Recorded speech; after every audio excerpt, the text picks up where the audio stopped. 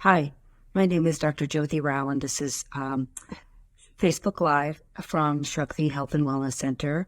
This particular Facebook Live has been pre-recorded, but this is the topic that we're discussing is about fatigue and ongoing aspects of how to work up fatigue. As I've mentioned in the previous lectures, that fatigue is a very common phenomenon that happens in many of my patients.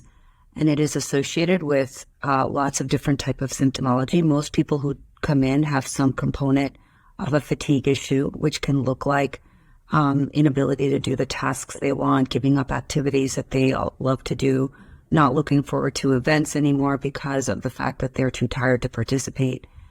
We need to try to break down fatigue into multiple causes. So I started the year with talking about the different ways I approach fatigue and what the workup looks like. We spent some time talking about sleep.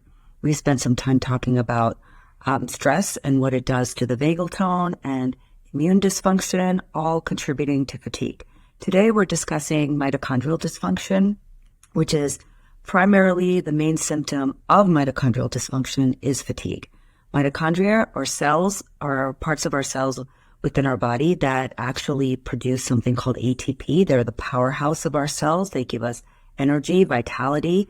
They're loaded in our muscles. They help our brain function. And when they're deficient, when there's a genetic issue, when there's toxins, when there is a hit from nutrient deficiencies or viral infections, we can get significantly fatigued. And it's actually a hallmark of one of the aspects of chronic fatigue syndrome, which is post-exertional malaise, which is basically that if you try to do something, you wind up paying for it for several days. And that is a hallmark of chronic fatigue syndrome. And of that, a major component of that is mitochondrial dysfunction. So fatigue is often described as a lack of energy, mental, physical tiredness, diminished endurance, prolonged recovery, physical activity. So again, many causes of fatigue, but the mitochondria is really important to consider. The importance of mitochondria is not just with fatigue, but it is also very connected to our immune function, healthy immune function. It is also connected to glucose regulation.